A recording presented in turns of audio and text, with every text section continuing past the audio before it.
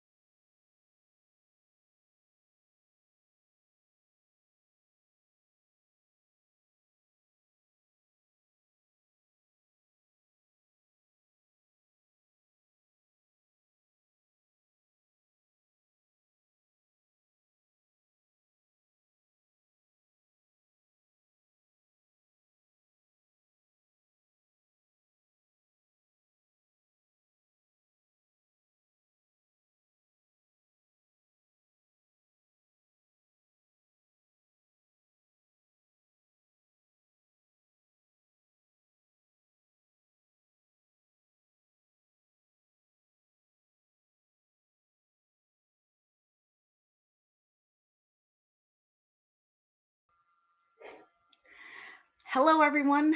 Welcome to another day of the the Entrepreneur Hotline. I'm Lori Webb, and I am your host for the next 3 hours. I come from INSPOC to inspire, to inform, to motivate, and to kick in the butt as necessary. I do this through writing, through speaking, through doing events, and creating platforms such as the Entrepreneur Hotline.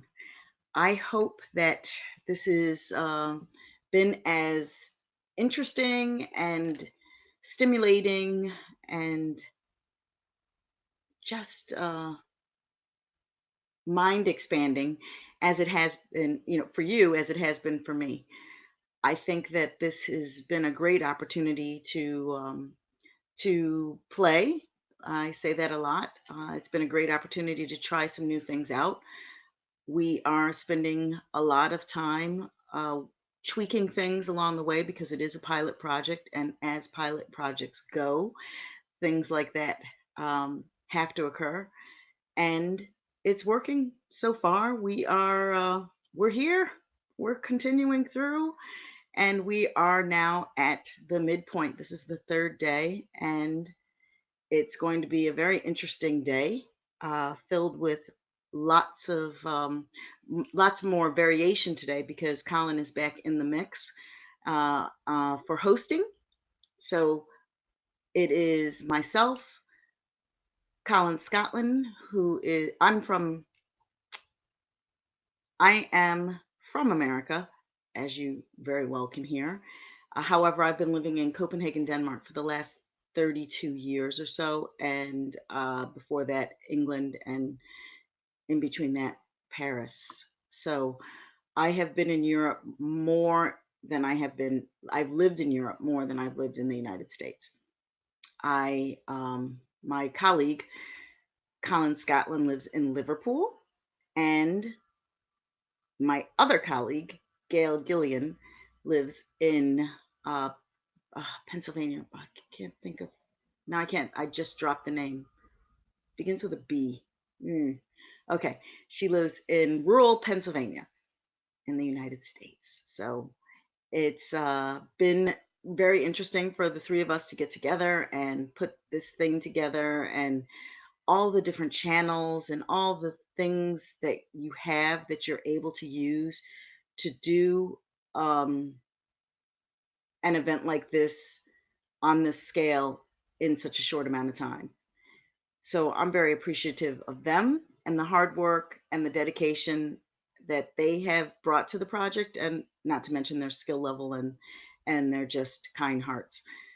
I am really looking forward to working with them further to develop this, and we will be keeping you posted because we are, as I said, at Wednesday at this time, midpoint in the Entrepreneur Hotline. We've been running 24/7. Mainly, we've had live interaction with you and have had guests and have had different topics that we've approached and discussed, and different pieces of the puzzle for entrepreneurs that we are aiming to hand you. And we have also had, in the second half of the day, more elements of replaying and uh, being live on, yeah, having a live monitoring uh, zone so that we could also take care of some other things at the same time, or so that you weren't watching us work and frazzle ourselves by, trying to be on camera and trying to manage things. It's very awkward to for you to watch and have me like this the whole time. So it's good to have the mute button. It's good to have the banner that can put you behind the scenes and still honor the idea of a 24/7 hotline in the case that there is an entrepreneur out there who has a question, who has a comment, who might want to come on and share their business or their business idea, and yeah, maybe get coached. So yeah, am excited about that. In this section, I'm going to also reiterate or re redo or continue in the vein of the fable time, sharing some short snippets, some short fables, and applying them to the entrepreneurial journey. That's a fun segment that I feel that it's a fun segment anyway. So you got to do what you like, you got to do what you love, you got to do what makes you happy, and I hope that it spreads joy and information and engagement for others. And that's the starting point. We spoke over the last 3 days about, in the case of my sessions, I spoke about the models that I created from spending 10 years of research on entrepreneurial profiles around the world and down the street, which is a book that is coming out Christmas time. I know I dare not give a date because it feels like it just constantly gets pushed back. And this is another thing I've spoken about throughout this event, and that is the ability to work through what could be perceived as failure. So I'm here doing, I really need to figure out the math on this. I was so used to 168 hours, saying, for the whole week, but that didn't really make sense to do 168 hours in this particular event. So we decided to go from 8 8 a.m. Greenwich Mean Time to 5 p.m. Greenwich Mean Time on Friday. So working 24/7 throughout the work week. And that is parallel to Global Entrepreneurship Week, which is the highlight of one of the main reasons to do this now and to do it sooner than later. When I was thinking of the concept, I wanted it to coincide with a time that there was focus on entrepreneurship, and there was a time it was a time when people were doing events and would have the opportunity to also leverage the platform if they so desired to promote what they were doing, and for us to share what's happening out in the entrepreneurial ecosphere. And I've been doing that with giving you some kind of headlines, doing some news so that one can keep up with what's happening throughout the week. Today, I will be sharing a throwback interview that I did with Jonathan Ortmans, who is the the, the brains behind uh, the Global Entrepreneurship Week initiative, in collaboration with a few other good men in this case, and a couple of good women, I believe, but a few good men. They spearheaded this in 12 years ago under Gordon Brown, former Prime Minister of England, or the UK rather, and the idea of creating this time where one would focus on entrepreneurship where entrepreneurs would get more visibility, where we would look at what entrepreneurs really need and to focus on all things entrepreneurial. And through that development over the years, it has grown massively. Now you can go to Gen Global, and Gen Global is the body that manages, or is responsible for Global Entrepreneurship Week, for Global Entrepreneurship Congress, of which I've been a part of throughout the years. So it's been very interesting, and it's been amazing actually to watch how it has grown and how people have embraced it. And not so, did I say, I said amazing, but not surprising, because let's be real, entrepreneurship is, or the entrepreneurial spirit is what makes the world go round. Period. End of story. It is.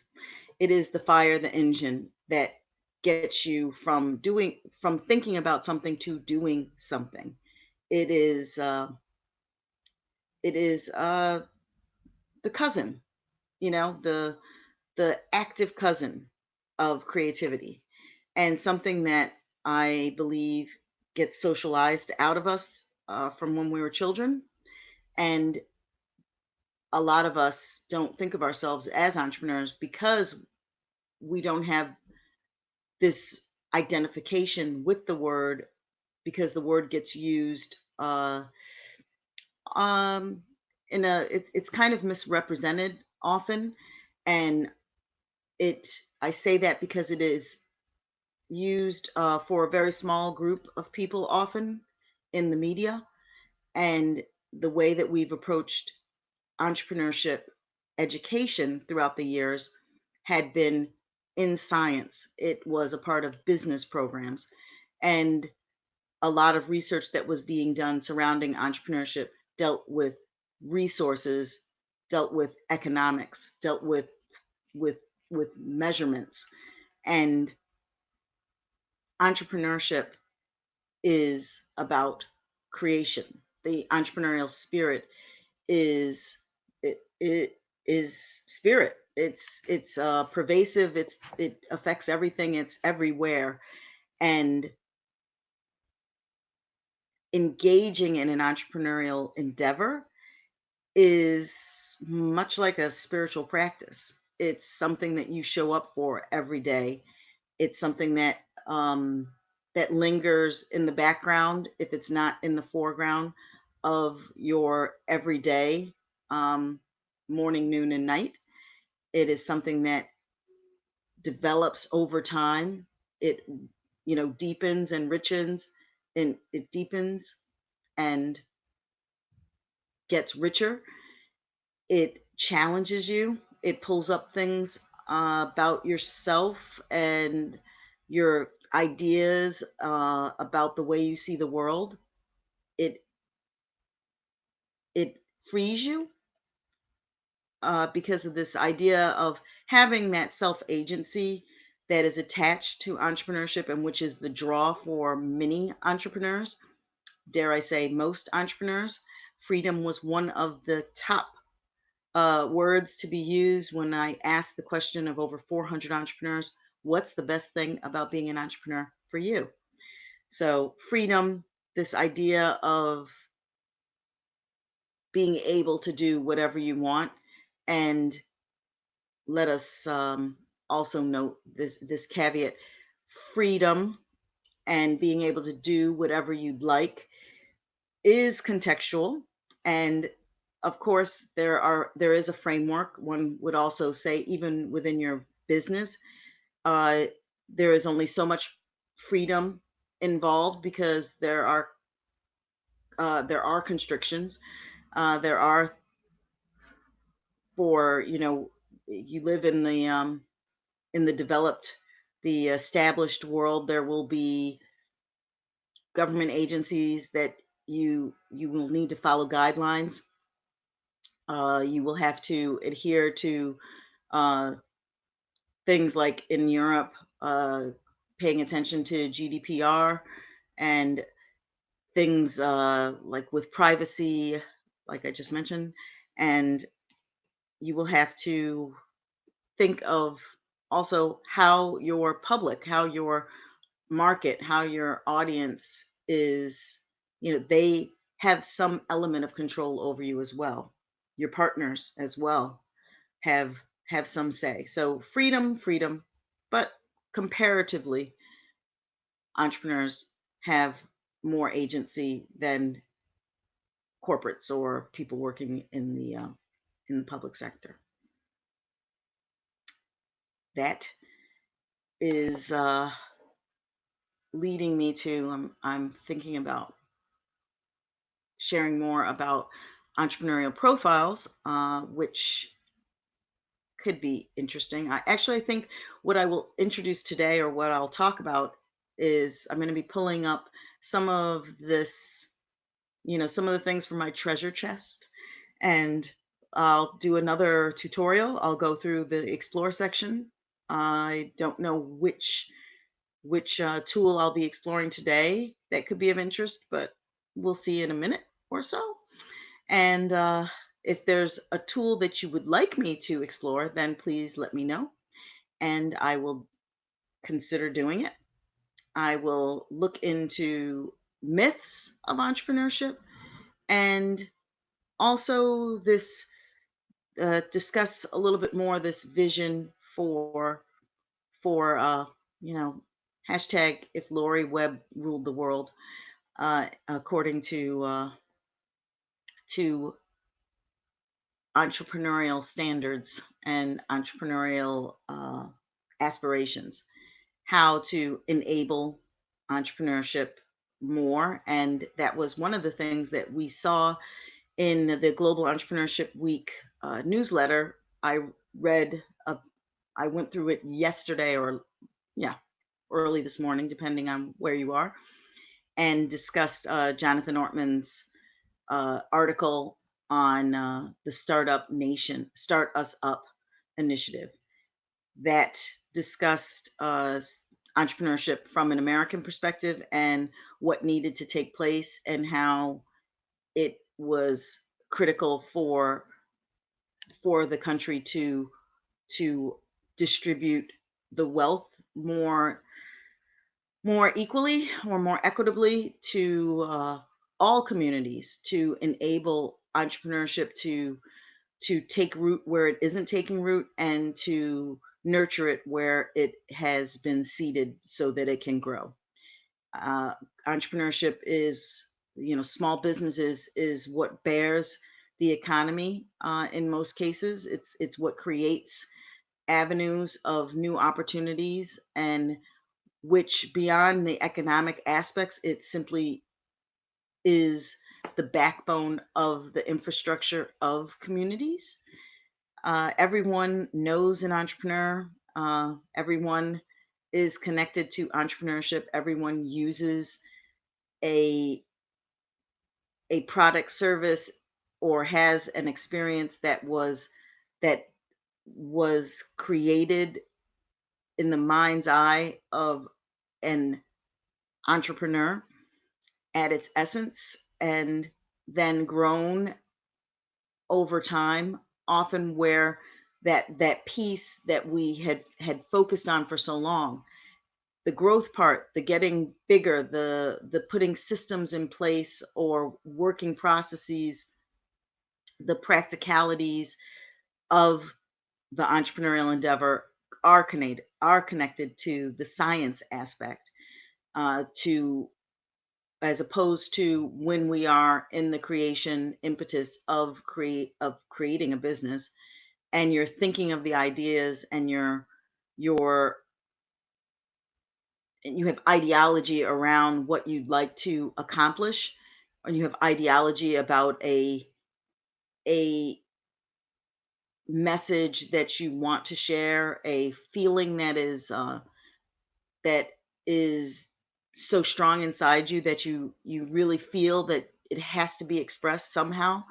And how that gets manifested varies from person to person, from depending on the culture you live in, depending on you know depending on your background, from from where you stand in your family and the type of family you come from and the expectations of what you will do in your life and how you will, you know in terms of your parents, your guardians, your family's expectations surrounding education and profession. A lot of these things are very influential, and as you want to endeavor into the entrepreneurial space, I think many people do it on the down low, in different ways, and don't acknowledge that that's what they're doing. They just don't consider that that's what they're doing, and that brings us to these models that I have created from doing these interviews with 400 entrepreneurs over the last 10 years. And that is that entrepreneurship comes from soul, and soul is survival, observation, undying passion, and legacy. And those are those main triggers. They intertwine at times.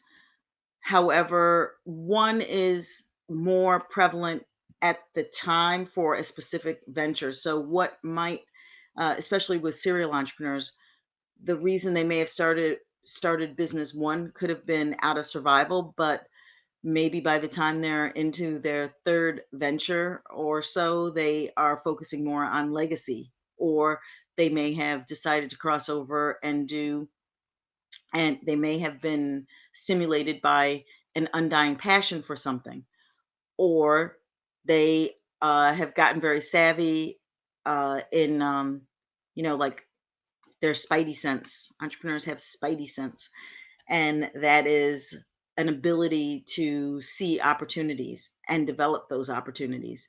So as they're growing and honing that spidey sense, that entree sense, you can say that, then more things will will come into view, and then they'll start seeing these opportunities, and often picking and choosing and deciding to go with getting a return on investment on that ability to see into the future, or to see possibilities that other people don't see.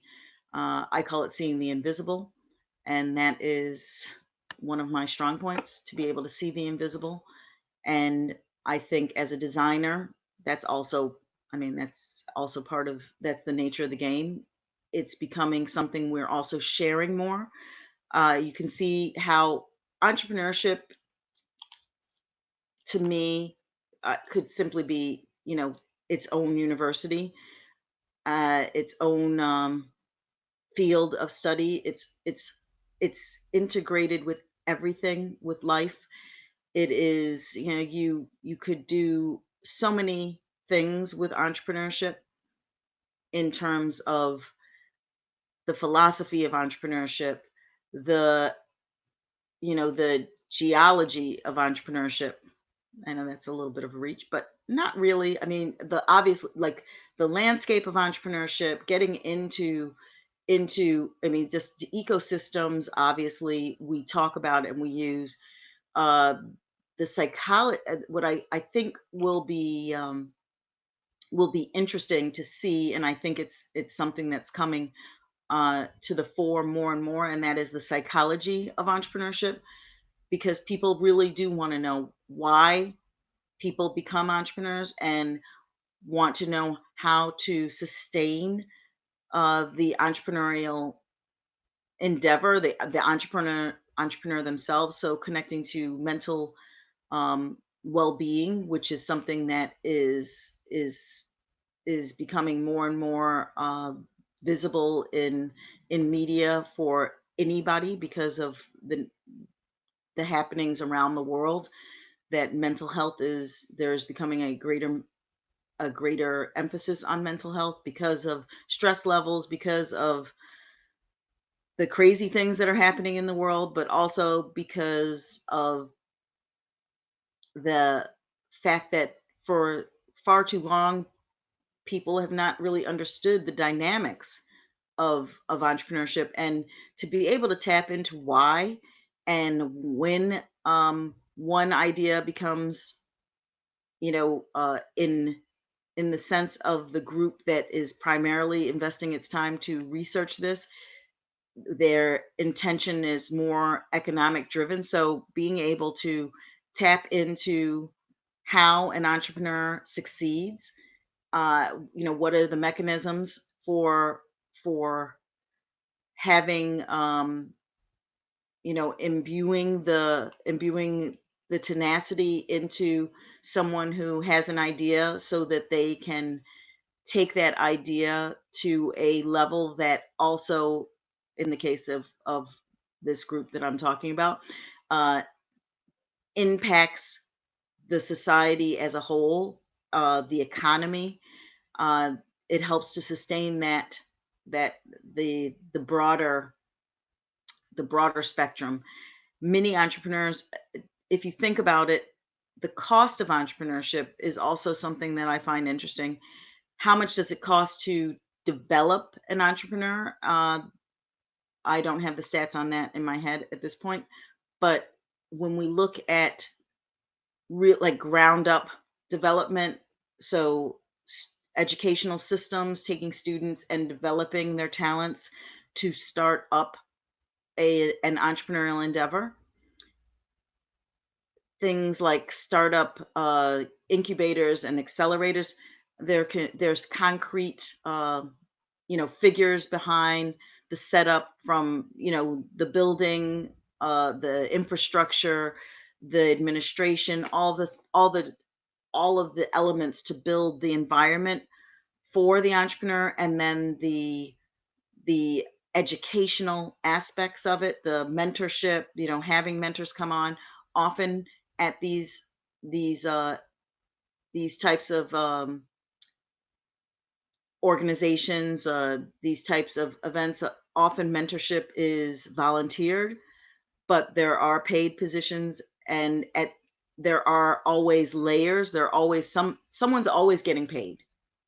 Money does have to flow. It has to be a part of the system. It is actually one of the tenets of sustainability. So you really can't say, I'm working sustainable and not have a fiscally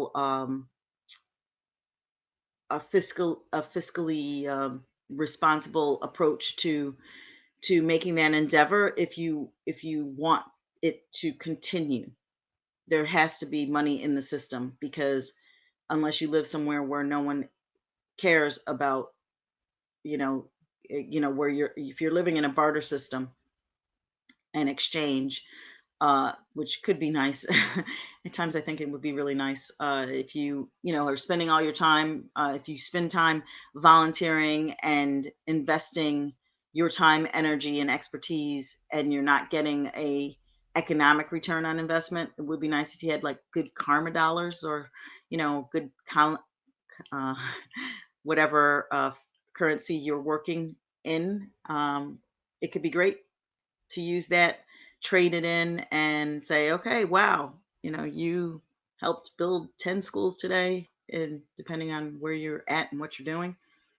So that means, yeah, you've got groceries for a month. Anyway, I digress. Let's get back onto it. So this idea of understanding the nature of entrepreneurship and the entrepreneurial spirit, and I was uh, I was working through a train of thought, leading me to look into these aspects of when entrepreneurs are able to get started, and the cost to not only the world, I mean, in terms of the the cost beyond economics. So obviously, if a entrepreneur starts a venture, depending on the size of the venture, of course, but In the case where the entrepreneur has begun hiring people and is in a growth stage, if that goes down, then there's an economic cost to the employees. There's an economic cost in the legalities. There is an economic cost to obviously to the entrepreneur who did the initiative or the group of entrepreneurs. So the risk of bankruptcy, the risk of being plunged into debt, perhaps long term. These are the risks that entrepreneurs take, but there are also, I would say, perhaps greater risk, and that is back to what I was talking about earlier, understanding that the psychology of entrepreneurship and the sociology of entrepreneurship. There's a great cost to entrepreneurs failing, entrepreneurs not, if a venture doesn't go well and the entrepreneur is devastated and hit, I mean, there is a risk of of self-harm. There is a risk of ostentate being ostracized by society. I remember in my interview with Simon Sinek in about 2010, I think, we were discussing this idea of the difference between, not this idea, but I actually asked him about his experience as someone who had lived around the world. He is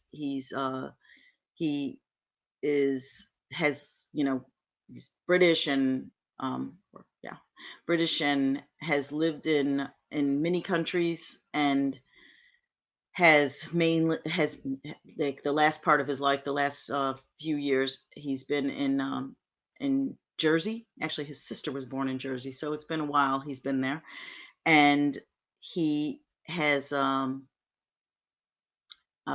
yes, had experiences with different cultures. And now I haven't looked at that profile in so many years. Of course, I follow, what Simon's doing just to keep in the loop. I follow all of the entrepreneurs that I've been interviewing over the years, which is to get a better understanding of not only that time when I interviewed them, uh, that moment in time when I began the interviews, I set my sights on having it fluid, that it was important to take a snapshot of that moment in time, and that regardless of when the book came out, I had no idea it would take this long, but regardless of when the book came out, the interview would be relevant.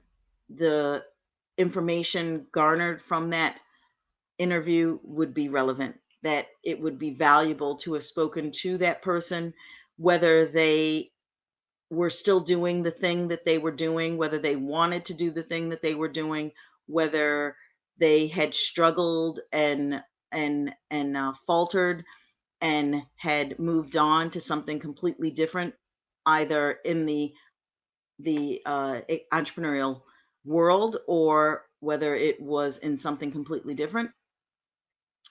These are important things. But let's get back to Simon and the discussion that we had about the impact of culture on entrepreneurial development. And he had told me a story of how he had you know connections, friends in the UK who had very successful businesses and then didn't, and had the unfortunate experience of being so ostracized that he would what the person Simon was referring to would walk into like a restaurant, and people, he would see people that he knew and they would pretend they didn't know him. And that is really a tragic um, aspect of entre- you know of society treating entrepreneurs in this way, because it is a great failure. At great cost to the entrepreneur, and that has a ripple effect on the entrepreneur's family. In this case, the man had basically uh, lost a lot of money, lost the livelihood of his family, and that resulted in him losing his family. His wife was not keen on that situation and left, and yeah, then suddenly, this ripple effect. So that was one of the examples we talked about, and also discussed how that does have an influence, because it's one thing if you dare to try something and you lose a little bit of money, but at the core, money, money comes and goes. Relationships also come and go to an extent, but it's when those relationships are really critical to who you are, who are really, really important pieces of your identity and your, in in how you move through life, then it is losing a piece of you, and you are losing more because you dared to do something, and as soon as you dare to do something outside of the status quo, then basically you have put a bullseye on your head, and you are a target, because there will always be the backlash of if you do it, if you dare to do something great and you don't achieve that, or you do it and then it falls apart, you risk that people are going to point at you and say, yeah, well, you shouldn't have done that, you shouldn't have tried, uh, you lost everything, you were irresponsible, you were, all of these things that come into play. And while it's case by case and context based, this is, there's a lot of pressure, psychological pressure, on the entrepreneur to, to have to withstand that critique, and that social isolation or social attack, and the cost to society on actually the greater society is that we risk that we lose ideas, that we lose innovation, that we lose productive members of society physically. I mean, there is a fairly high suicide rate in certain sectors, in certain sections of the entrepreneurial community, and it is we are at high risk because of for depression and for struggling, and these things, this information is starting to become much more shared, much more distributed, and part of my understanding of this, experiencing this, noticing it, uh, and researching it, has made me want to do things like this. This started years ago, and thinking that entrepreneurs need to connect and entrepreneurs need to know, like in the middle of the night at 3 o'clock, the classic, you're an entrepreneur and you've put everything on the line, and you wake up with the cold sweats because you don't know if you've done the right thing. Have you, invested correctly?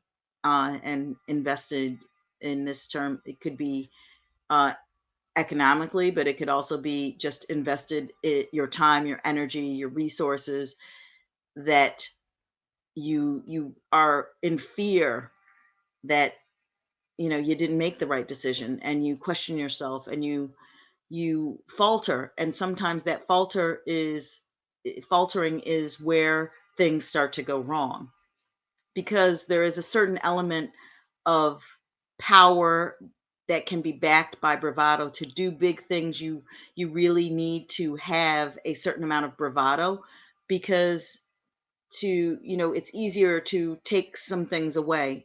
You need to think big in many cases so that you can when thinking big, you are able to engage more people in your mission and in what you want to do.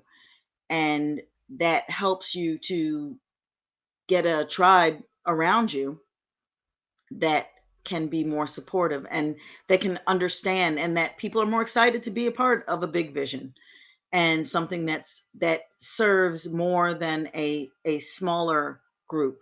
uh, like, it's wonderful, people who are interested in doing something for themselves, to sustain their own existence on planet Earth, or their family's existence. It's not because it has to be grandiose. Everyone doesn't have to want to rule the world, or everyone doesn't have to want to build the equivalent of Disneyland in their field. However, back to this cost, this non economic cost, this broader cost. There is also, if you think about it, the cost of entrepreneurs who quote unquote fail, especially solo entrepreneurs. The cost for example, I live in Denmark, which is a social welfare state, and for anybody, actually anyone who is, seeking a job and it wants to be a productive member of society. That's the verbiage that is used. And if you can't, if you don't fit into this, so the in my models, entrepreneurship comes from soul. That number one, S in the acronym for soul, is survival. And if you're an entrepreneur who has gotten into entrepreneurial endeavors because you you were struggling, you needed to create an avenue for your own livelihood. Well, if that doesn't work out, then the pressure and the support comes from somewhere else.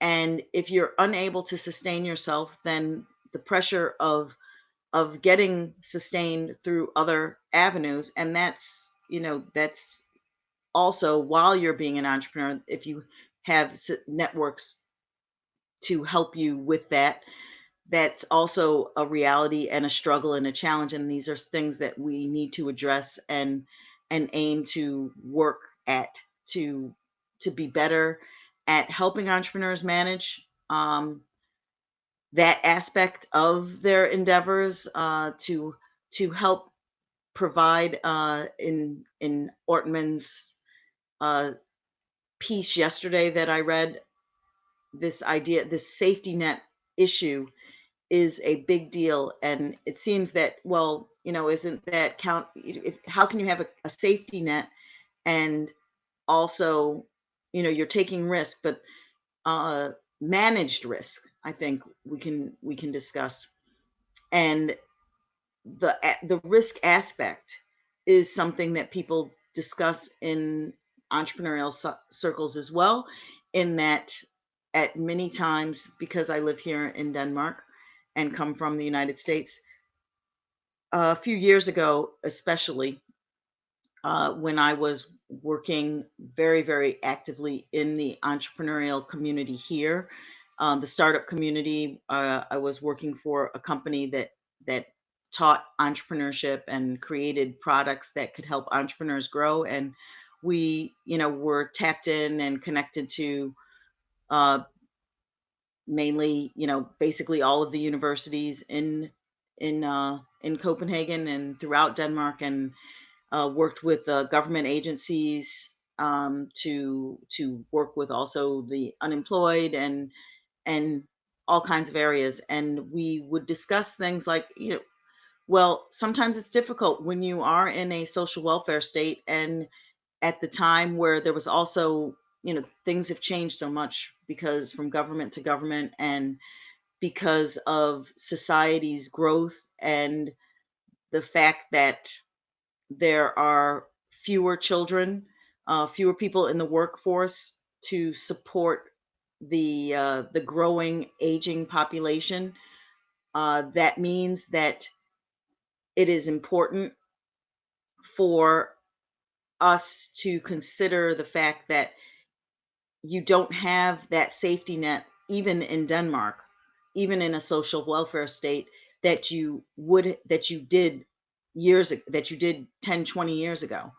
The money isn't there in the way that it used to, and there are really good reasons for it. Part of what I was alluding to, and that is, if you think about it, and even in the states with with retirement, if you have a group, if you have children, if you have youth coming into the job market, and there's a broad base, you have 10 people who are splitting the cost to support the aging, the infirm, the this challenged in society, those who need more help, who need support. Well, 10 people sharing the ability to support two people is very different than two people having to support 10. And that's like the best analogy I can make for what has happened over time, because baby boomers to this generation, uh, the baby boomers are the actually females 50 and over are becoming the largest demographic in the United States. And that is because we didn't have as many children as our parents did. So that means that there are not as many youth coming into the workforce. Also, yeah, to support the generations ahead of them. And there are lots of other things. We're not going to get into that. However, I would just love to have a round table and get everybody in the room. All of the scientists, all of the creatives, all of the researchers. Okay, scientists, researchers, but all kind. I think that's what is necessary, is because there's so many fragmented conversations about entrepreneurship, and there's a lot of great initiatives where people are having groups and having meetings, and they're in silos. So this is something I would like to get back to. But this I want to also finish this thought about the cost, and the cost was in connection to, if you are a solo entrepreneur, just to be able to sustain yourself would be a help to the society, right? Because and everybody around you, because then you are not a burden. And so what I'm aiming to say is that while we in a lot of the initiatives, there's a lot of focus on growth entrepreneurship here in Denmark, especially right now. This idea of growing your business and how that's going to impact in the most positive way the economy and the society, and create more jobs. But what we should also be considering, as much as having one person create jobs for tens of thousands of people is wonderful, but and important and relevant. But to me, it's as important to enable 10,000 people to create their own jobs in their own way, is also as relevant, if not more so, because they are designing the world that they want, and it's collectively much more rich and much more diverse, and is also in many ways more sustainable, in that it's using fewer resources. uh yeah, that's not it. I'm not going there. That wasn't true. That's not true. There is no basis for me to say that, so sorry about that. I had an idea about that, where I was going with that they use fewer resources, but what I meant was in developing it, it's not as resource heavy to have an entrepreneur create something for themselves as it is to have a group of entrepreneurs aim to to grow, to have a growth business and to start employing people and start having an infrastructure for that, because there's a lot of money involved in creating that and what has to be available. And it is, in some ways, I mean, that's that structure. It's not, the entrepreneur is creating a opportunity. Entrepreneur is taking the risk and and creating a framework to engage others, to support others. But in the model that I was saying, where I said, when I was talking about sustainable, people will have more agency if they are doing their own thing. Does that make sense? Yes. Because if you are doing your own thing, then you're able, and the infrastructure that is created provides you with this opportunity and allows for a limited uh, uh, net, security net, then you have that agency to provide for yourself, or yourself slash your immediate family, and being able to do so and working together, so individually but collectively. And that's where that infrastructure is important. So coming together and looking at, this is, kind of moving into this idea, and I'm a lot of right now, there's a lot of stream of consciousness in this discussion. So this is yeah, this is early morning. This is, I think, because, as a caveat, as a side note, what I need to, what you may not know, what you don't know about me, most of you do not know me that way, is when I wake up, lights on in my brain. And there are times where, I mean, if I wake up, I start writing, or writing in my head.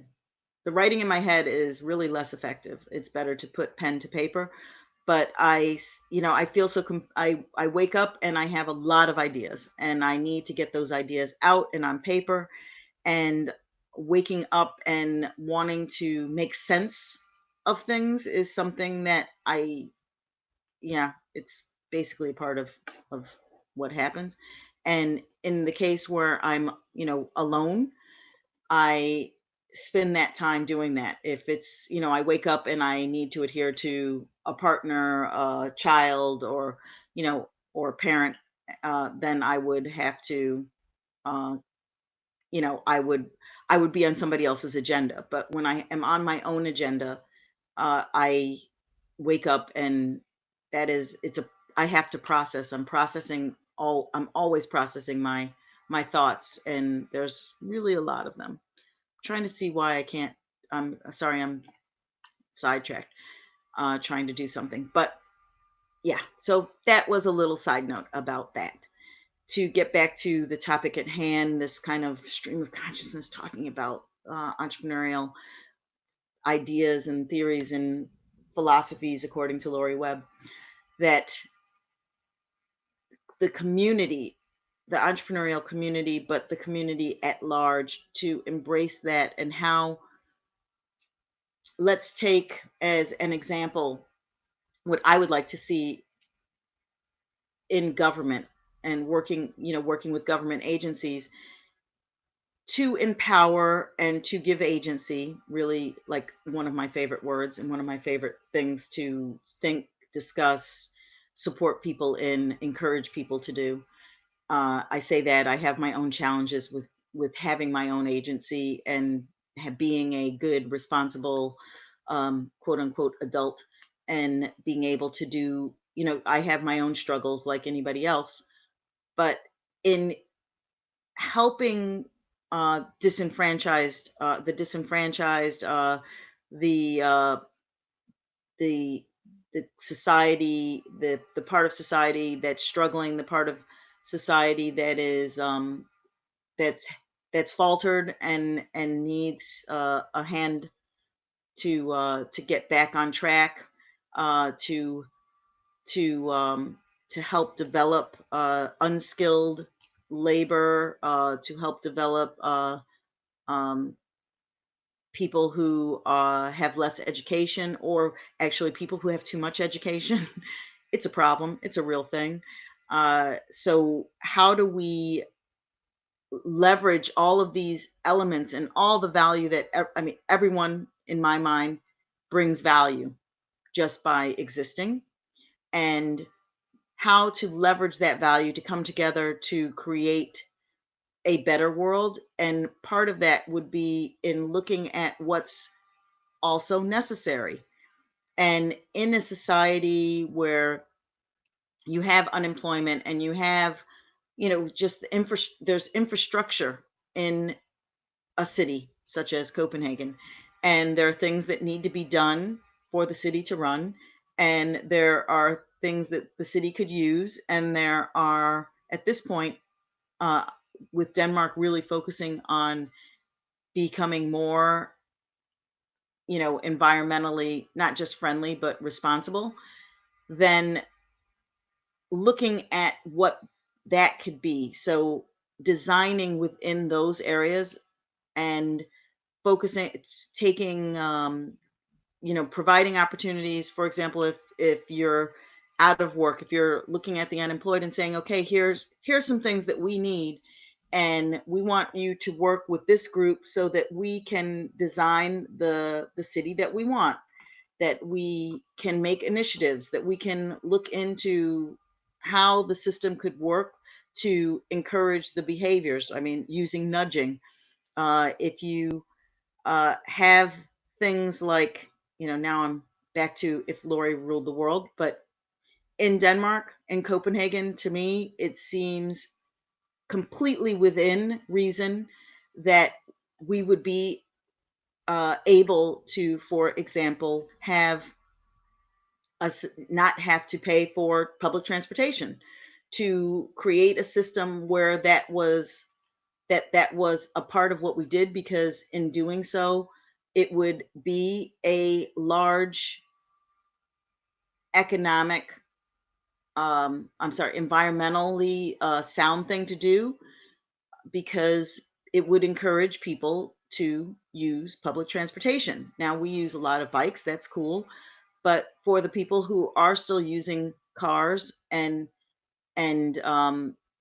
setting up the system so it is more attractive, and using money on creating those opportunities. Now, when I was saying, oh, people, oh, free transportation, they did it in Belgium, and I think that that is amazing. And because of the size, I mean, it's harder to say something like that in a larger country, but and I'm sorry, and right now I'm talking city. I'm saying Copenhagen, not Denmark. While I think Denmark could also have public transportation, that would be super cool. Uh, but when looking at the amount, I'm not the only one to say this or think about it. Uh, I can't remember. I can't remember where. I know I had a discussion with a friend earlier, like years ago, about this, and I think that his source was Russell Brand, but I'm not sure. Anyway, the point is that in my thinking about it over time, I've, kind of developed it and integrated it. And I can see that if you look at the cost of transportation, of administration, and that if you just look at that throughout established institutions, government agencies and arms, and if you look at big corporations, even, there is a lot of fat to trim, my friends. There is a lot of fat. There is a lot of antiquated practices. There is a lot of management through distraction. One of my favorite things to say, because it happens all the time. I am a victim of it myself. Creating infrastructures, creating systems that are not efficient nor effective in many cases. This is a cost, and by looking at that, like thinking, if we weren't spending the time managing, policing transportation as an idea, that like, so thinking from an entrepreneurial standpoint, where are the opportunities in public transport, the in public transportation, and with the goal, and I think that's, you start with what is that intention. So if the goal is to make the state money by having a public transportation that is state supported, that's one thing. That's not the case here. That at least in part it is, but it's not fully that case. But if you want that to, you have to look at who is delivering. So let's talk about that. Who is delivering in transportation? How is transportation being being distributed? How is transportation being created? Who's responsible for it? What kind of time, money, and human resources are involved? What is the duration and timeline for creating this infrastructure? How much does it cost to manage it? What are the practices of managing it? And if the intention is that we want to be greener, if the intention is to be more sustainable, and when I say sustainable, I mean also socially and economically as well. So it isn't, I'm not just saying, let's just have a free for all and everything is free and let's pretend money isn't a part of it. It needs to be viable, but not at the cost of it being desirable, and not at the cost of it being feasibly implemented, which I think it could be if you set the intention and you brought the right people to the table to have the discussion. If you brought environmentalists in to kind of show the impact, if you brought the engineers in to show the opportunities, the engineers, the architects, the construction workers, the designers, the experience designers, especially in how that would be look, feel, and smell, and temperatures, everything's, the sensory experience, how you would, the practicalities, bringing in parents, bringing in children, you bring in the elderly, you bring in the handicapable, and you take that into, you put everybody at that round table and you listen to those diverse voices and you leverage the diverse experience and the diverse perspectives so that we could craft a system that would be much more economical to drive, that would be much more enjoyable to use, that was much more responsible, um, and low impact. Wow. In my dream world, I love the idea. I actually really do love the train. I spent, mm, yeah, quite a bit of my youth, my teenage years. I was a part of a statewide organization, student organization, and so I spent a lot of my time, especially the last couple of years of high school, traveling throughout New York State, often by train, also by bus, preference for the train. And that was back when they did a little bit more with the train. They've kind of cut back. I was using Amtrak in the East Coast of the United States because I'm from New York. And what I always thought was odd, in terms of food, because I'm also a foodie, is that there wasn't the possibility to get something that was good. It was hard to get good food on the train. And over time, it's come and gone. I think there's been times where they focused a little bit more on food, and depending on where you live, I'm sure that varies. But why would you not have, yeah, food? Wow, here I am. I've gotten myself started. Food and coffee and tea and just beverages in general. But to have a proper concession area so that thinking about that, that could also be an entrepreneurial endeavor. That can also be a possibility. I also had spoke about this with a friend and spent a lot of time discussing it. This idea that wouldn't it be great if instead of in Denmark specifically, they had pulled out the concession of many of the trains. So you're on your own. You could be on the train for, you don't have to be on the train ever that long in Denmark because it's a small country, but you don't have like that full access to, and part of the train experience to be able to work on the train, to create the train so that it was a co-op space of sorts, because there's people who are commuting, and a part of that service to also have um you know installing proper coffee machines, not coffee automats, but to have an entrepreneur take on that venture, to have as a or no leave dear subcontractors, and then the investment would be more it would be more balanced, so the risk would not be the the the train company would not say, okay, we're going to hire we're going to hire someone to manage the concession stand. We are going to hire people to create to redesign some of the compartments for workspace, co-working space.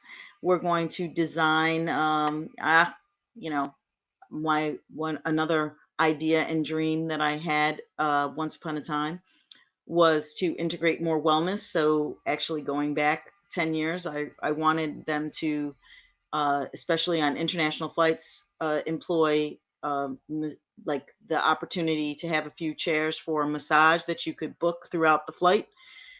And I think that could also be something one could do. You could have an opportunity to, get to your destination relaxed. You could book, you know, a, a foot massage, or you'd have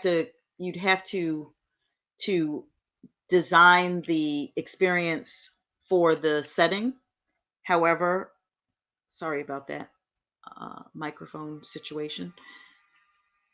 I think that all of these things, basically, I'm brainstorming and I'm saying, when you ignite the entrepreneurial spirit and you think about the possibilities and you think about the bigger possibilities and you think about the bigger impact, then with that, the way that you would design the systems is very different than the systems we're living in.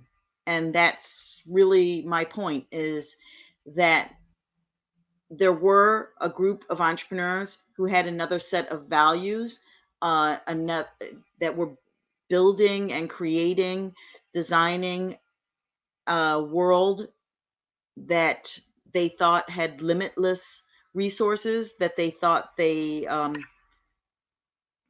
there was a certain amount of arrogance in that as human beings we had the right over everything else, and we created systems that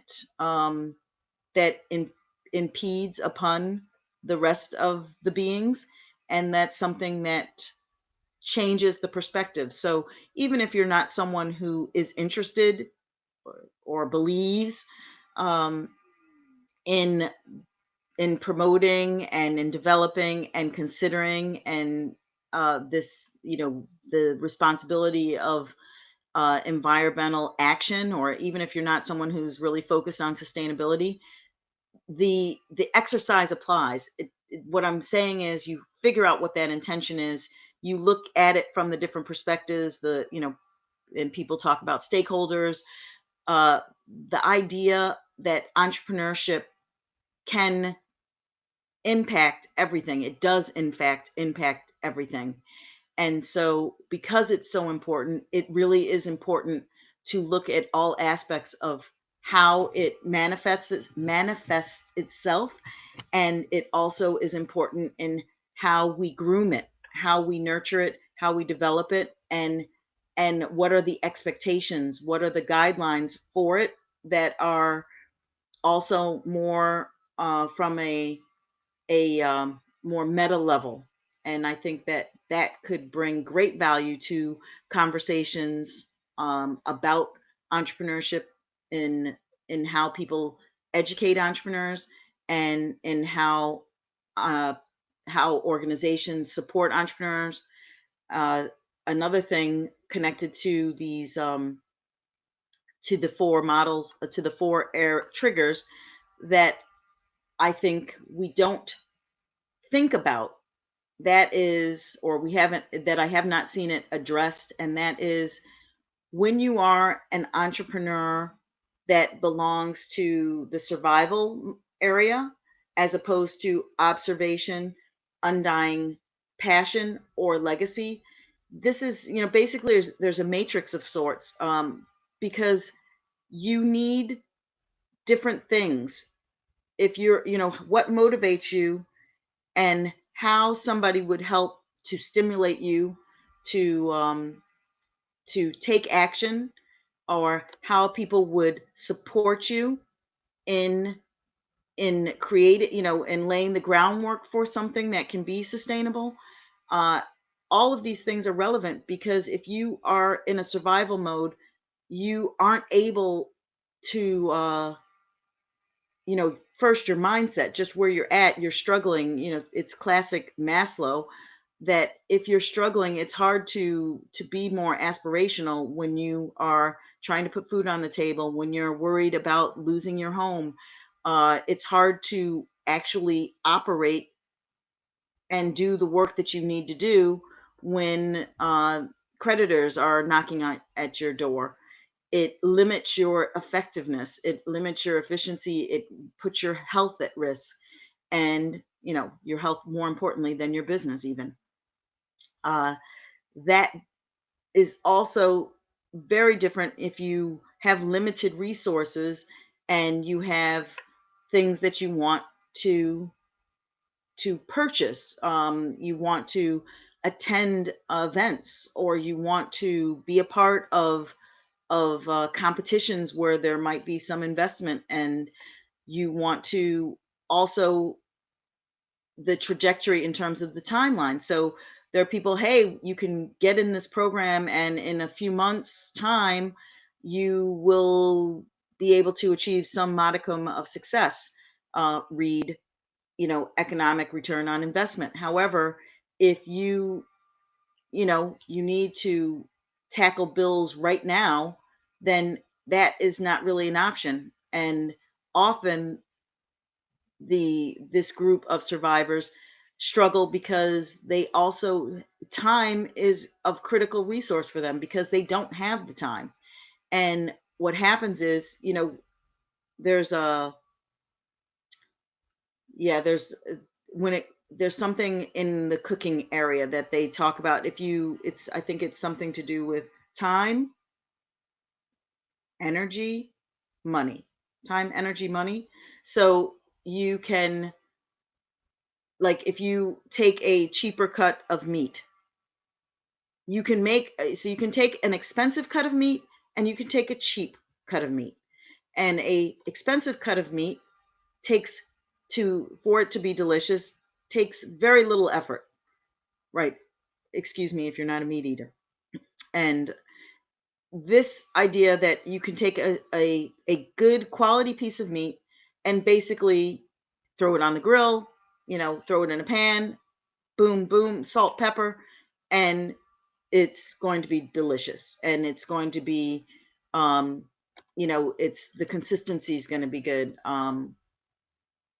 But a lesser cut of meat, a cheaper cut, you can save money if you're willing to put the time and energy into the food, into the piece of meat, for example. A lesser cut, properly,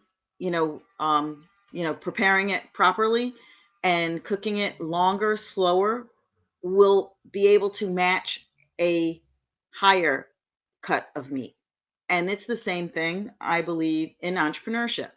That is, okay, that's not, it's not the same thing, but the idea I think applies in thinking about if you take an idea and if you're in a situation where there are a lot of things that you need when you start up, and if you don't have the money, then what you do, if you don't have the money, then you need to have the time and the energy. And sometimes entrepreneurs are investing their time and their energy because they don't have the money to find that it actually does. There are times where it's a great advantage depending on your work ethic and your own base level of skill, but it also can be a big problem because using all of your time, which is your best and most important resource, it's the only thing you don't get back, but your energy and your time used inappropriately, ineffectively, inefficiently means that it is going to cost you. And that is what you have to look at. Sometimes it's better make the investment, buy, pay for the coach that can help you, um, pay for the virtual assistant that can help you, pay for the things that take what you don't want to do off the table, that you're not efficient at off the table, that waste your time off the table, that distract you off the table. And you will be able to grow faster, more, and more effectively and efficiently. You have to look at where you're trying to go. That's, in being effective, you want to look at your goals and how you're going to achieve those goals, and how you're using your time to achieve those goals is how you're being efficient. Paraphrase. So that is my long morning stream of consciousness on entrepreneurship. I didn't go into all of the different areas. It is not so structured. I feel like, you know, people on both sides. The one side is Lori and telling you all, just putting all the stuff out there, uh, in the hopes that some nugget of it might be of interest and value. And this idea of when preparing, when I think when all is said and done at the end of this week, I would have been on live streaming for more than 70 hours. And that, in comparison, and that's live streaming for 70, that's me sitting here for 70 hours, and that is not including all the back end work that I'm also doing. So it is a long week. And because of that long week, and the purpose of it is for you, it is to be here for you, it is to lay the groundwork for this platform that we are hoping will be here for you in future, that it will become a platform that can be sustained in all aspects, and that it can grow and become a valuable asset for entrepreneurs around the world.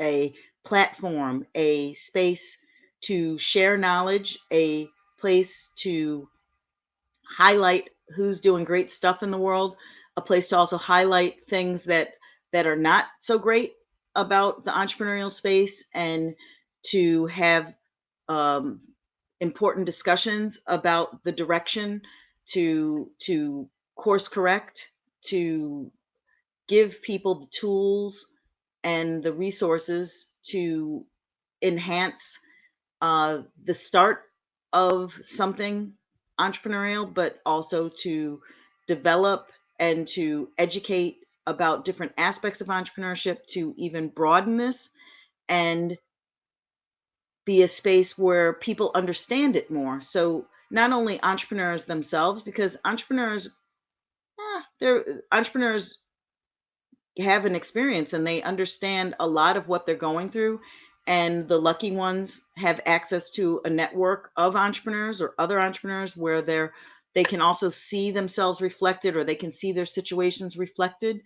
They can exchange, do knowledge sharing and help each other in that way. But a broader aspect to this is people who are not entrepreneurs. That would also be greatly helpful if you could get the support. If if our loved ones understood the nature of entrepreneurship more, if they understood how they best could support us in the endeavor, if they could see the value, the broader value for directly to them and to society as a whole, all of this could be great at developing a better ecosystem for entrepreneurs. Sorry, I'm really trying to see. Um, it would be really helpful for the development. I think right now we really are in a phase internationally, and that is, this phase of entrepreneurial development. In this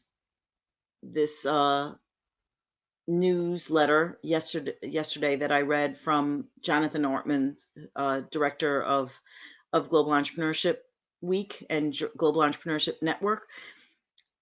He was, he mentioned in the newsletter about the entrepreneur economy. Now, while I can say, yeah, okay, that's all well and good, I would also bring up that entrepreneurial economy, actually, it's always an entrepreneur economy.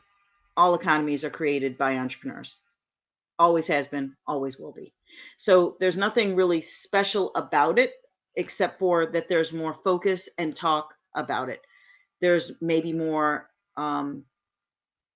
specific emphasis on a specific type of entrepreneur, but entrepreneur economy, the entrepreneurial spirit drives every innovation. And so whether you are in a business that's existed for hundreds of years, or if you're in a business that's existed for 2 months, you are leveraging, or it is sourced from the same source, which is that entrepreneurial spirit. It is it is what it is. It's like you can qualify, you talk about creativity, and creativity just is. And how you use it is it's how you apply it. So creativity isn't just for artists. You know, I want to say accountants can be creative as well, and I'm saying it like that because when you think of creative accounting, it sounds like a bad thing, sounds like a legal thing, but accounting can be creative if that is your passion, if you use your creative um, you know muscles in that industry. If I you have to self qualify it, but creativity is like food is, like entrepreneurship is like food is, and then there are different categories within that category. And that's what I was basically talking about earlier when I was saying, it could be its own university. What I mean is it is a broader spectrum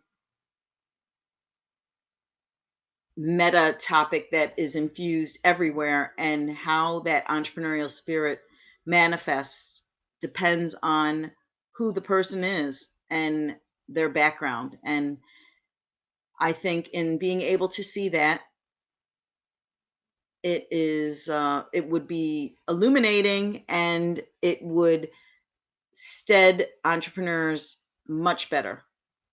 And if this is an entrepreneur economy, if we are focusing more on building better ecosystems for well, the Global Entrepreneurship Network is slated to create one cohesive entrepreneur ecosystem, and that is, that's much like the metro system here in Copenhagen that has been built over, that is still in the process of being built, but I was here when they started creating it.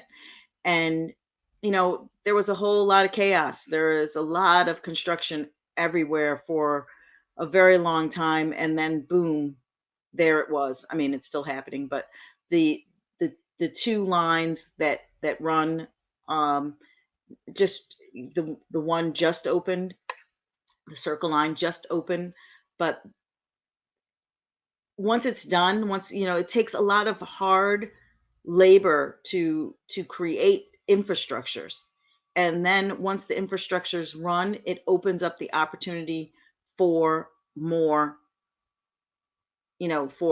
for other things. It leads the path. This is something I spoke about also earlier in, not earlier today, but at another time, and that was, I think it was when I was speaking with Colin, and that was Marshall McLuhan, who I actually reference quite a bit. But medium is the message, and he was speaking about how the medium actually had an effect on the human being, regardless of what the medium was sending. In this case, like TV, that it didn't matter whether you were watching a thriller, a killer, yeah, a romantic comedy, a documentary, cartoons, whatever.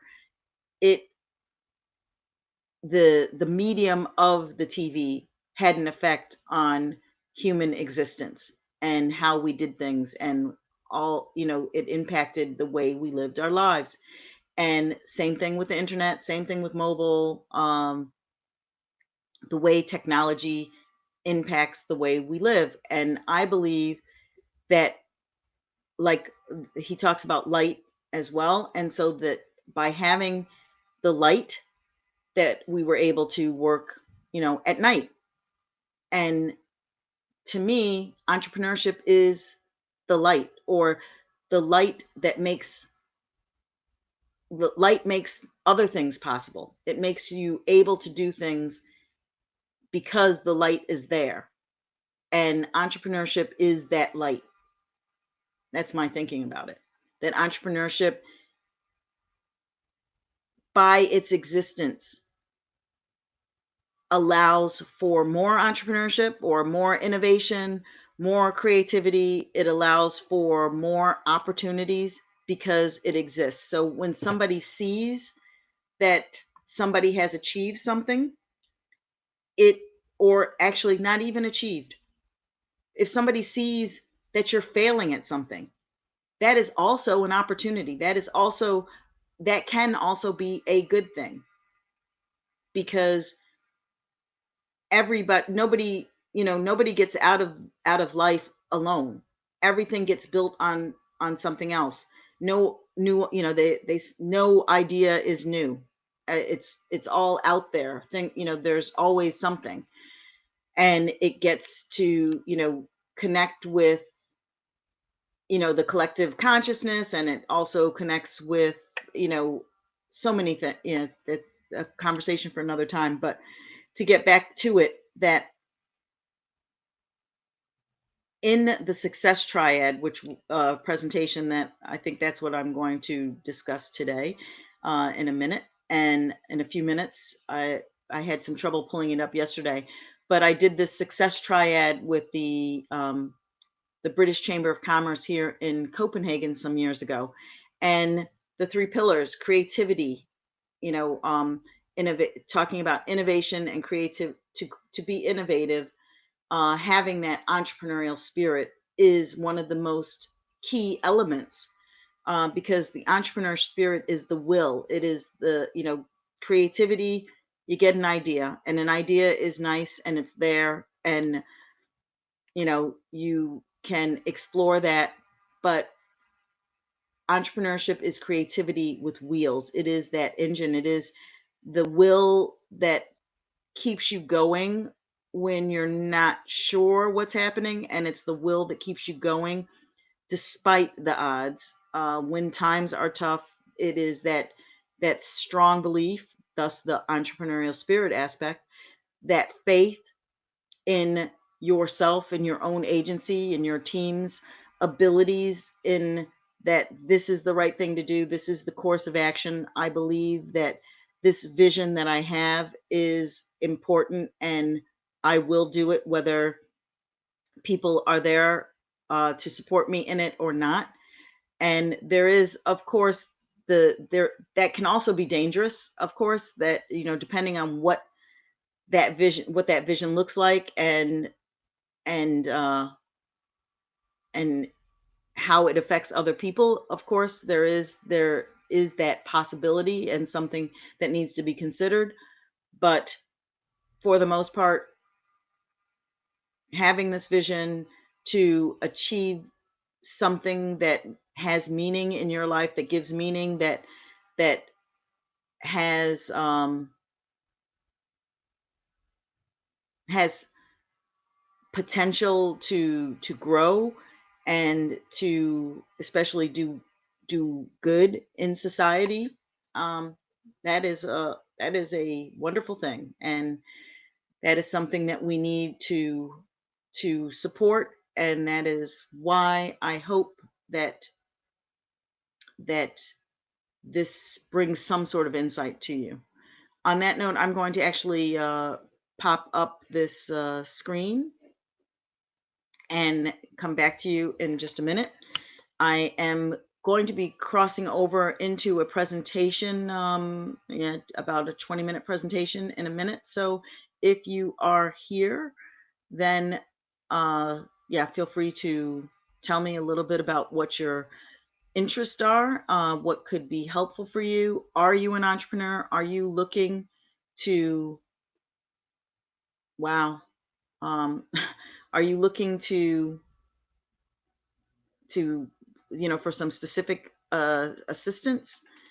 Are you looking for increasing your revenue? Are you looking to redesign your brand? Are you looking to develop an an idea into a business? That's like my favorite one, to coach on and to support. So I'm going to be right back, and I'll see you.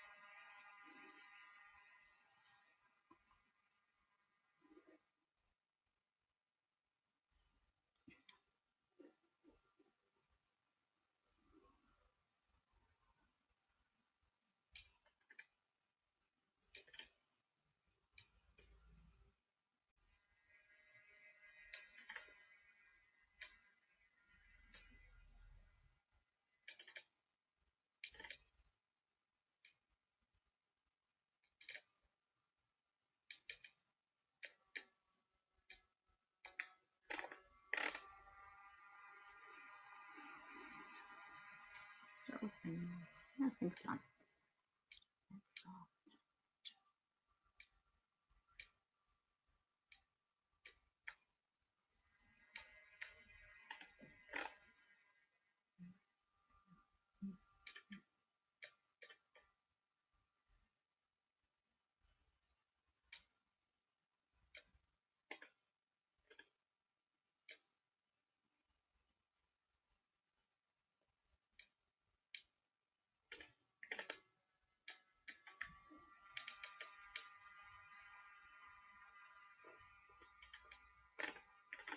I have no idea what this is about.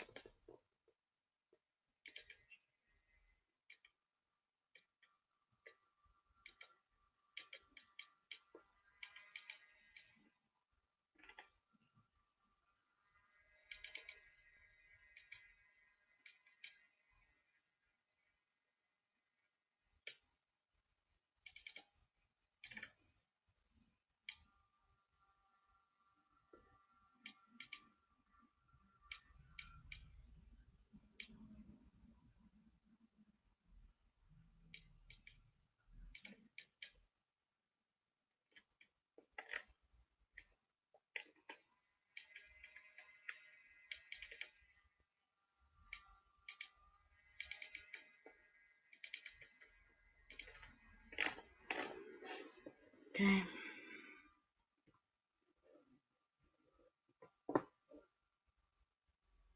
That's portrait. Okay.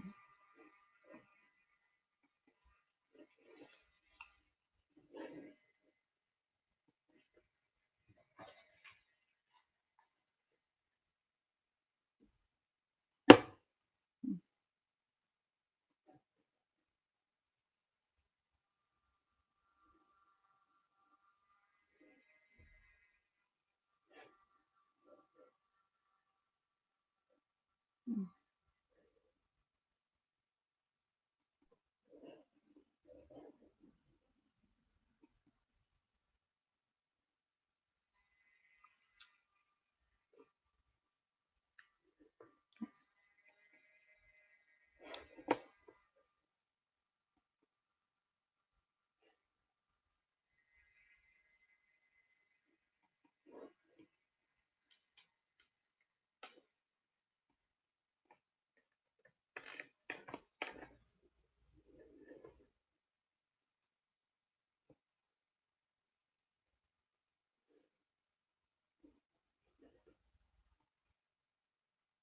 Hmm.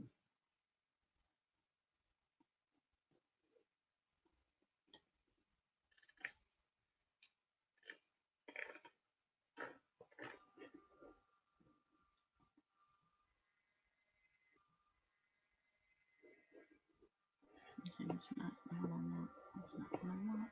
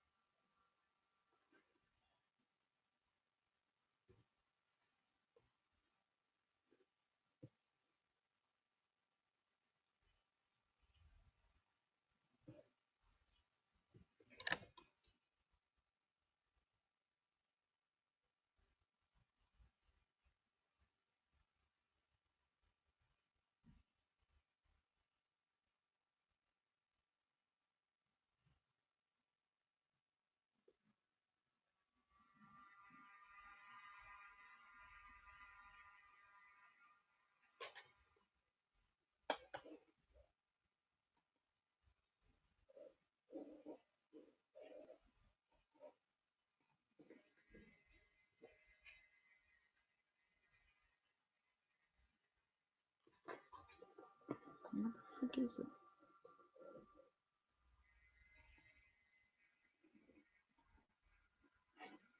Completely forgot.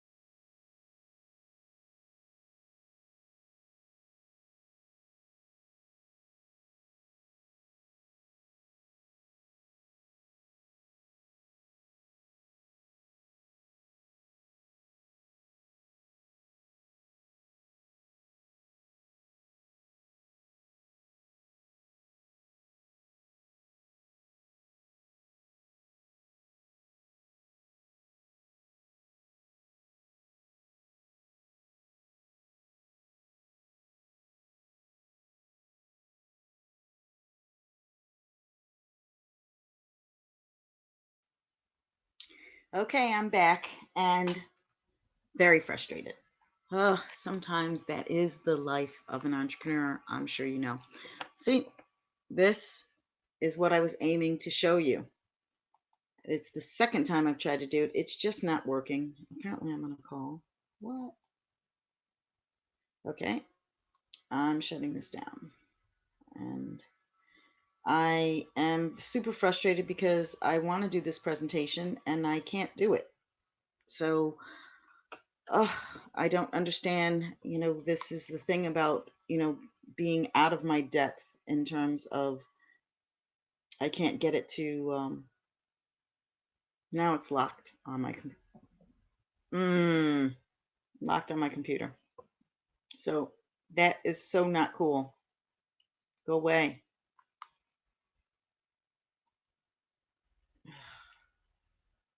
Okay. Um, I don't know. I'm on a call somehow, but I don't know how. I want to go away from it. It's not doing it. Cancel. It seems as if the technology is locking itself on me, and that is the big challenge. I went into a Zoom room, thinking I would use the computer to go into the other Zoom room, and it's not going out of the Zoom. Do you know how that feels? Boy, okay.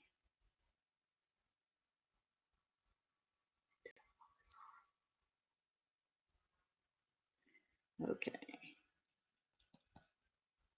It's not even the full presentation. Okay.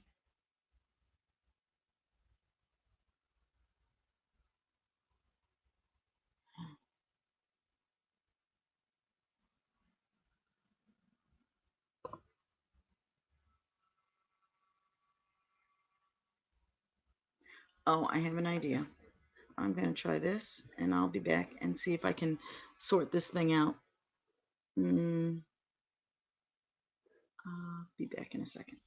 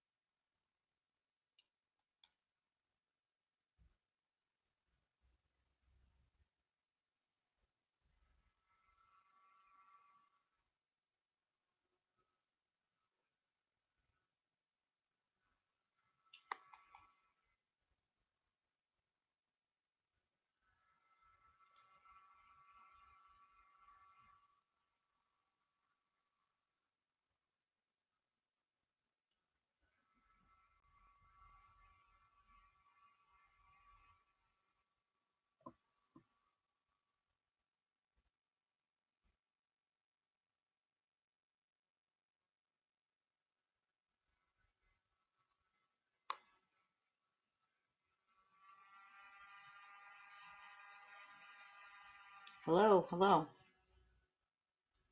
hello, hello. Hello, everybody. I am Lori Webb, and I'd like to welcome you to the Success Triad: creativity, innovation, and the entrepreneurial spirit. This building is Denmark's first skyscraper, created by Anna Jacobsen, classic, well renowned Danish architect. It is known to be the first designer hotel. It was created it opened July 1st, I think, 1960. It is now the Radisson Collection Hotel, but it was created by Jacobsen. Designed, it was designed interior, the cutlery, the lighting, everything about it was designed by Anna Jacobsen, and many of the pieces, well-renowned pieces such as the egg chair, the swan, these are now in the Museum of Modern Art. as is some of his cutlery. So this was a building that stirred a lot of energy, a lot of emotion, as buildings, uh, edifice, edifices that do when people want, when people start to build something that stands out, other people get frustrated and confused and think, oh, it's going to ruin Copenhagen's skyline, and no one wanted it. And actually, later, Jakobsen, uh, there was a lot of critique in terms of people were calling it the ugliest building. They said it looked like a punch card, and he, kind of laughed it off. And now it is this important building in the Copenhagen skyline. It is an important building to. It's a beautiful hotel. It's been refurbished now in the Anna Jacobsen spirit, and to go up to the top floor and overlook everything. The real estate is fantastic. The view is fantastic. So the point of this is to show, when you innovate, when you want to stand out, this is literally was literally standing out in the landscape of Copenhagen. It was of great value, because of what it did for the Danish uh, for the Danish landscape and for the possibilities. Once that opened the doors, then other possibilities came. This is Anna Jacobsen and his swan chairs. Yeah, no, egg chair, sorry. The egg chair. Now, the reason that it's set up like this, and if you look at the top, it's because when they're together, it provides for a more intimate space. So if you're in a public space and you're sitting two people across from each other in these chairs, it's almost like you are in a little secluded room. And that was the idea behind the design. These pictures are taken from Anna Jacobsen, actually, with permission. So just saying. And now I want to talk about innovation, creativity, and the entrepreneurial spirit. Integrating, the use of your left brain and your right brain, and your, the part that connects the dots between two. I believe the entrepreneurial spirit is that thing, the corpus callosum. Oh my goodness, I can't even think the word. But the one that the part that connects the left brain with the right brain. And I know that there are studies, or there's talk about that not being. I mean, there is a left brain and a right brain, but the idea of it being separate in the way that it had been previously conceived is kind of up for discussion right now. Is being investigated further. There is belief that it's more integrated than had been shared earlier, but I'm no scientist in that respect. Now, this is classic entrepreneurial thinking. Black, yes. What it is darkness. It is darkness before the light. It is darkness. It is what cannot be seen until it is seen. And in this slide, it is an example, because the word that you see in the next slide, which I just showed you, is revealed. And if you have revealed in black on black, you don't see it. And that is often the way entrepreneurs go through the world. We see things, we even discern things that are there in the periphery, that are barely able to be seen, barely visible, and sometimes it's not. Sometimes we're pulling things out of thin air, basically. But something gets revealed to us. Now, some people, think about creativity and thinking of writing, and here we have Shakespeare, you know, struggling, thinking about how do you get the creative juices going? How do you get yourself from something in your head to something concrete, and illuminate the idea so that you can put it out into the world, whether that is a business or a painting or a script or a movie or a new process, a new education system, you know, a better way to process trash. I don't know, but you got to get the idea and you've got to illuminate that idea. You got to make it visible for everyone. Now, how do you go about being inspired to get those ideas? Some people use exercise. Some people read, to be inspired by what others have done. Some people engage in meditation or, spiritual uh, practices to get a stillness within oneself and then to be able to hear the inner voice, to be able to manifest from there. Some people, want to hang upside down, basically, want to do things, need to flip things so that you can see it in a different perspective. Some people need to rest. And then we get to the next part of a concrete way that you can get your creativity going and bring out some good ideas. And that is through Edward de Bono. This is Edward de Bono. He is the creator of lateral thinking, parallel thinking. He is the conceptualist behind. He is the one who spearheaded research into creative thinking. He's often known as the father of creative thinking, and his six thinking hat method is the one that we're going to go through. Very easy, very practical. It's evolved over the years, but I have been certified in six thinking hats, and it is the creative facilitation method that I am most that I have in my spine. So that is why I'm sharing it with you today.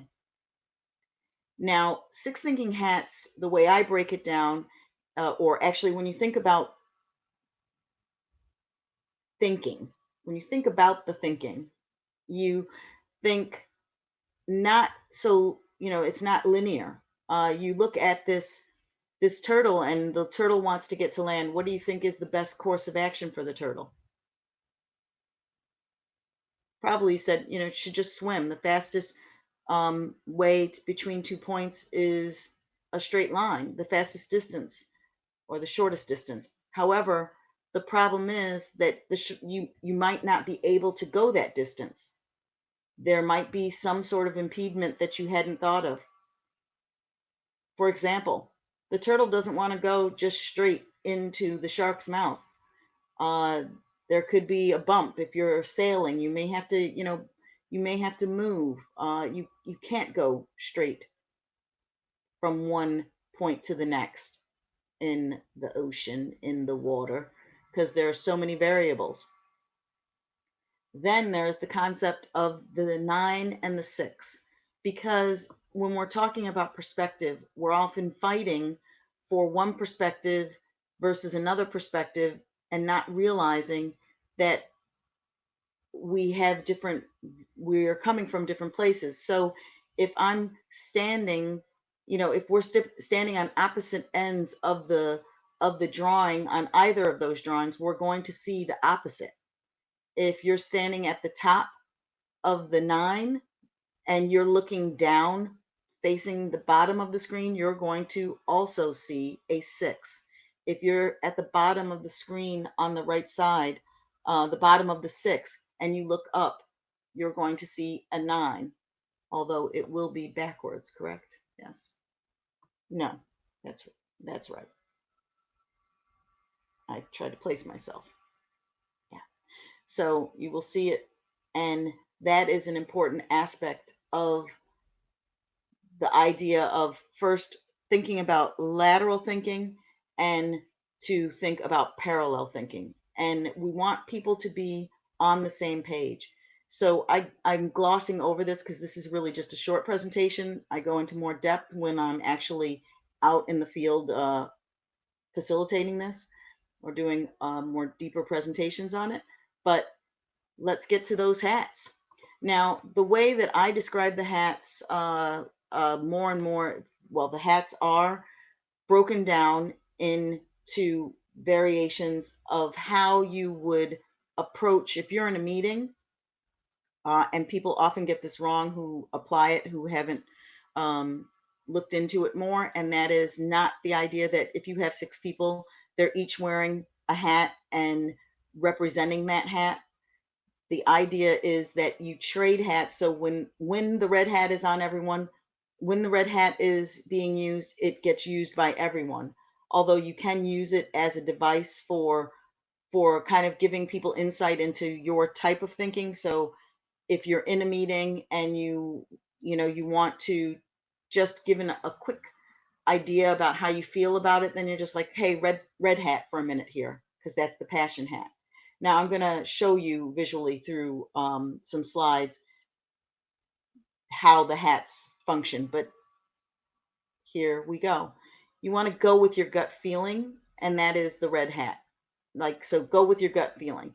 And you use the hat to just tap in. The hat that gets used the most unofficially, the two hats that get used the most in a typical meeting scenario where I have one idea, you have one idea, and we're vying for positioning. I want my idea to be the idea that gets used in the meeting. You want your idea to be the meeting. We are adversarial. We are fighting towards each other. And we're being ruled by often that red hat, that passion for our idea, and often that the critical hat, which is the black hat. So the red hat is your passion. It is your gut feeling about something, like, I just don't like it. So if we're doing a presentation and just your gut feeling is, I don't feel good about it. I don't think this is going to work for our company. Then you just put it out there so everybody knows there's like no hidden agenda. And then you can use that. The green hat is the growth hat. It is also the hat of how you grow and how you turn things around.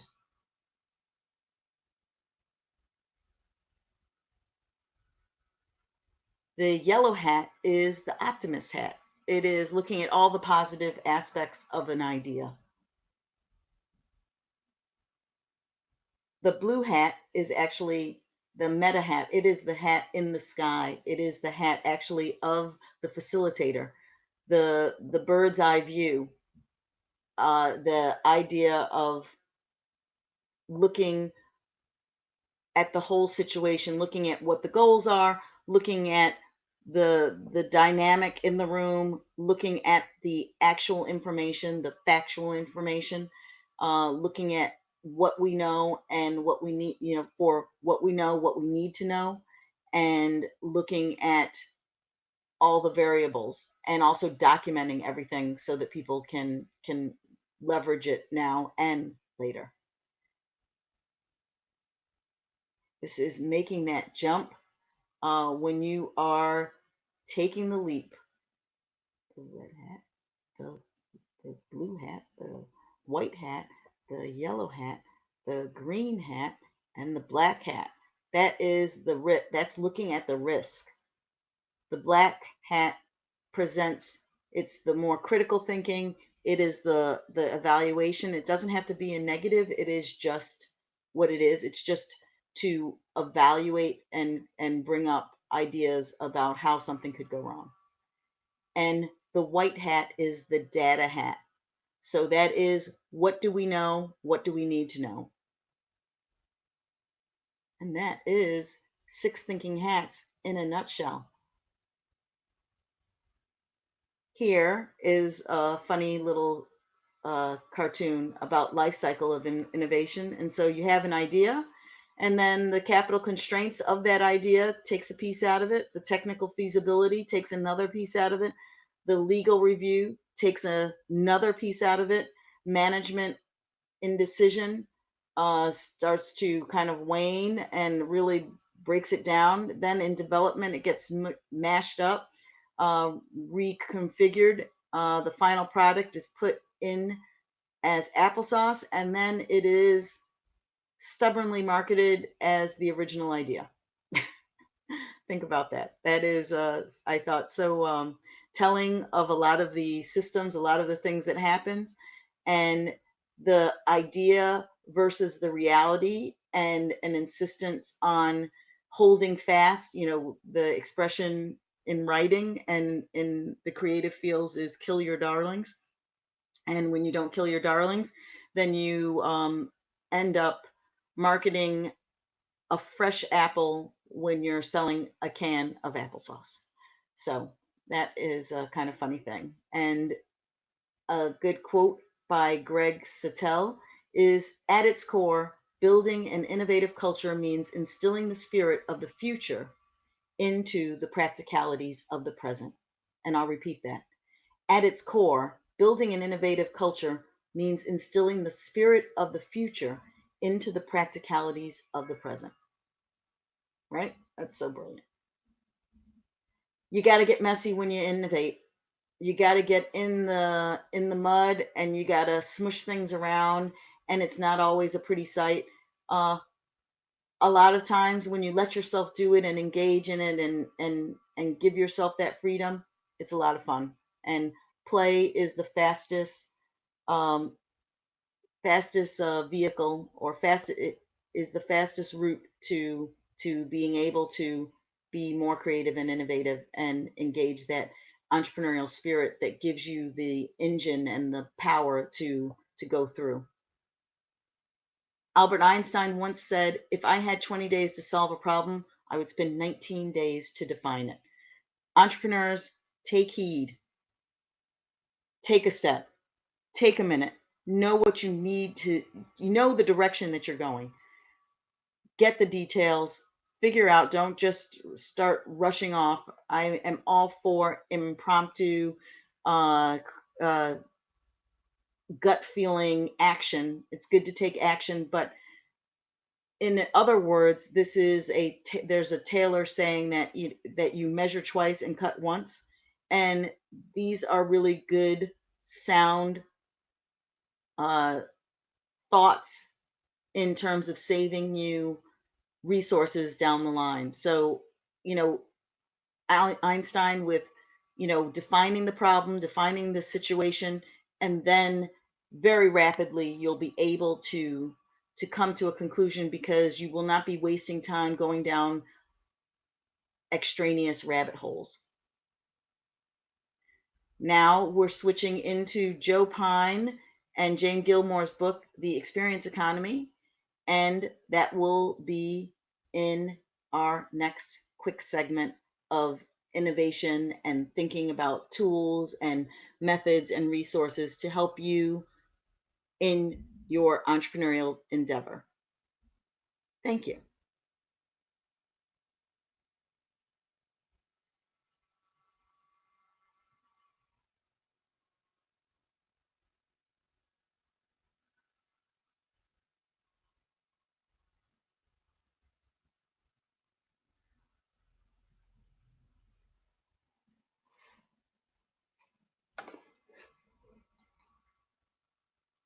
Okay. Hello again, and I'm back. I still didn't solve my solution. I mean, I didn't solve my tech problem, but I was thinking how I might be able to do a workaround. So in my best attempt, I decided to record the presentation so that I can share it later. If not, if I'm still unable to do it, then I can do this workaround, and it'll be available later in two parts. I'm locked into this, so I am not entirely sure that it worked to plan. Ooh, so yep, we will see if it did or if it didn't. No, it's still going. So I end it. No, no, no, no. And so, all right. Well, that is going to be me.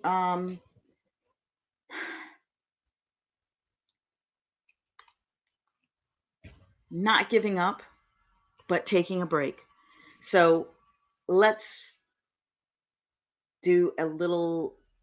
Yeah, I'm not going to even switch this out because there's only 20 minutes, but maybe I should for clarity's sake. That I think it's time for a fable time before Colin comes on. What do you think? Yeah, of course. So I'm going to switch. I'm going to end this and then I'm going to come back in just a minute.